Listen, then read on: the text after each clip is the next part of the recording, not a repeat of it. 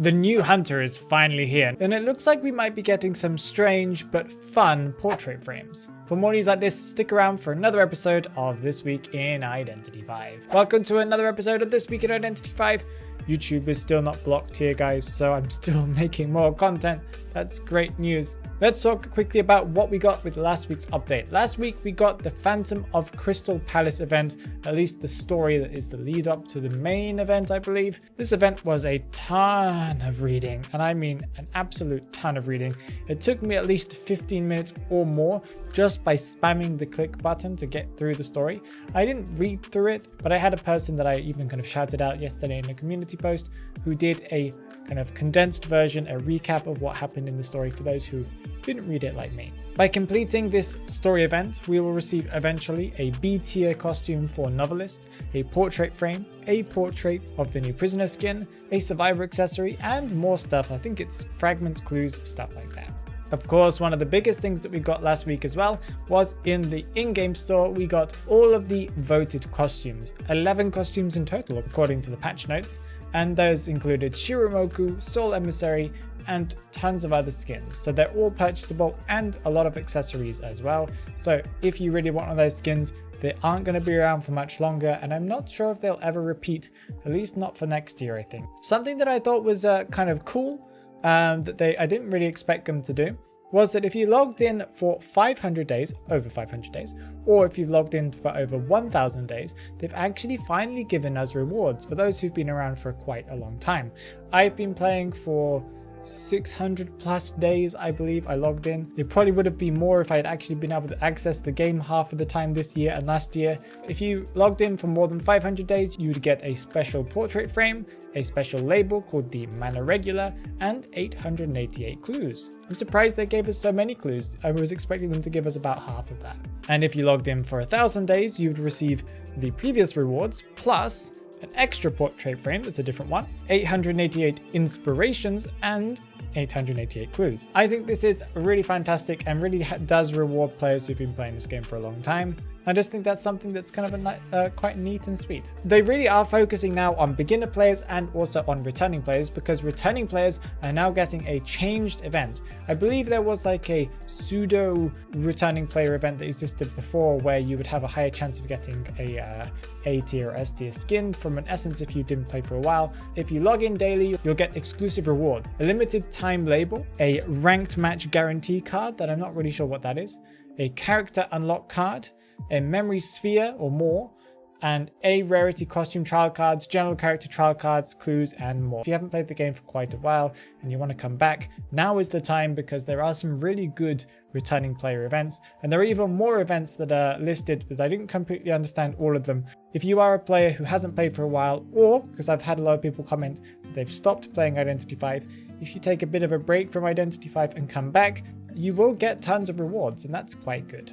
They also added for the returning players a special chat, I think similar to English 1 and in English 2, English 3. There's also a returning player chat where you guys can communicate about how you have no idea what the new hunter does or something like that, I think. Okay, as for some adjustments that came along with last week's update, we got an adjustment to Novelist where now when he requests to take control of, or switch places technically of control of one of the survivors, he will also see the survivor's perspective when he is requesting the switch. And also Novelist will get notified when he gets 100% of his data collection on a hunter. So that's cool. It's kind of things. Novelist has had tons of bug fixes and stuff like that. They do really care about making him more fluid, but he's still buggy in my opinion. Thief's high power flashlights can now be used when switching items, I believe. I thought this was something that existed before, but maybe that only existed in Duo Hunter mode, I'm not completely sure. The Nightmare Geisha bot has been added to the Nightmare mode. I really want to try this out. I can imagine that the Geisha bot's going to be quite strong. Probably not that good in certain kind of walled areas, but we will see. Now let's move on to what we can expect from this week's update, and we had quite a lot, I must say, quite a lot indeed. Chapter 2 of the Phantom of the Crystal Palace event is coming out on April 7th. This means you guys will probably have another half an hour or an hour worth of reading to do, and this will of course lead us to getting the B tier Novelist skin eventually. I'm not sure if that will come right this week, but it might come in the following weeks because there's still another chapter left. I think there are 3 chapters plus the prologue. Along with this event, of course, we're getting the start of Season 20 Essence 2. This is where you can get the S tier skin for Mechanic, the A tier skin for Bloody Queen, and the A tier skin for Weeping Clown. And of course the amazing Nightmare skin that I really like. There's a B tier one. I want that one so much. Contrary to popular belief, and a lot of people don't really realize this, is the Hunter is coming out at the same time. Clerk is coming out at the same time as the Essence, but she won't be coming out in the Essence. Instead, she's going to have a Percy/Patient style release where you'll be able to buy her in the store, and her S tier skin and A tier accessory will be available in the store, but not like Percy apparently, where it's going to be permanent. I thought it was permanent. It's actually, according to Natty's, time limited, so this is going to be similar to Patient's original S tier with his A tier accessory. So if you want to get Clerk's S tier, now is the time. They really have made it so everyone who spent all of their fragments on all of the returning skins now have nothing to buy with the new S tier, but that's fine. This event with the new Hunter is going to be so exciting. I'm really looking forward to playing her. She's had some nerfs and some adjustments, but I'm not completely sure exactly what ended up being the final thing. If you guys are interested in some of the adjustments, I didn't talk about this I think in last week's episode, but she did get a bit of an adjustment I think, where it now takes a second or two before her recording starts playing, so it's not as easy to kind of spam the hits or spam her abilities. I think, in my opinion, that's a good adjustment. She's much more of a skill hunter, but people who wanted her to be just another sculptor, of course, are not so happy about it. Other things that we're getting this week, we're also getting a beginners event, so people who are beginners, not really sure why one specific week or if it's going to exist permanently for the rest of time, but there's a beginner event that will start. Complete quests to receive clues, trial cards, portrait frames, and other rewards. This is good for beginners because beginners don't usually get a lot of love in this game. And beginners also will get a free package apparently in the store and discounts on different stuff in the store as well. Okay, what can we expect from future and rumors and stuff like that? Well, we of course had the kind of leaks/announcement of Seer's S tier with his S tier accessory that is the offline package. I don't completely understand if there are multiple packages you can buy, because it kind of felt like they were different ones, but they were the same one. You can get a statue. Of course, these things cost a lot of money, and it will give you a physical statue of the character, tons of other kind of truth and inference posters and decorations and stuff like that. But you'll get physical rewards, and you'll get a code to be able to use this character in the game. Of course, similar to the previous years where we had DM Jojo, and we also had truth and inference detective, what's his name, mercenary, I think. We've also had some leaks, I guess, from NetEase, you could say, where we must assume that the next survivor that's coming out, because we've just had a hunter, so logically we should have another survivor and maybe another one after that, is going to be one that has a counterpart. Probably we're going to see a survivor that is going to be a counterpart of a hunter, and I'm excited to see that. Let's talk about the leaks of the frames. Well, there are some leaks that have been revealed of some kind of colorful and bright different portrait frames. I think some of them are going to be China exclusive, as there is like a collaboration going on with a supermarket chain or something like that called Lawson, and I don't think that will be coming to our server. There are some ones that are kind of bright and colorful. One of them has the kind of the cat pet. There are the ones that are just kind of like bright, thick borders that are colorful. And it would be nice to have those in the game because they're unique, not so serious, and some people just want to have some fun portrait frames. But I'm not sure how many of them are coming or if any of them are coming at all. Moving on to the Talk in the Manor, where I respond to your comments that you guys left on my recent videos. The first comment is by NoxoRed that says, "The game is actually pretty interesting, but I don't think it's worth the money." This is in reference to the game Prop Night that I have been playing a couple of times on stream. I made a couple of videos about it, and my most recent video before this one was a gameplay of this game. And yes, I do think this game is very interesting. I think the concept is amazing. I still think the balancing is a little bit off on this game, but the developers are constantly working on that. But is it worth the money?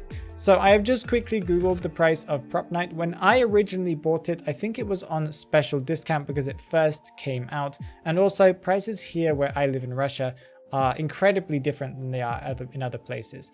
But as I can see here, it is $20, and that is very, very expensive in my opinion. This game would do very well, I think, if it was like a $5 game, $10 game maximum, but $20 is a big ask from anyone. And I don't think that this game, in my opinion, is not worth it because it feels little bit too janky overall. But if you like the concept and you are willing to evolve with the game, see how they kind of develop it, once you buy the game, you don't actually have to buy any skins in the game. You just need to play games, play matches to collect in-game cash to be able to buy skins.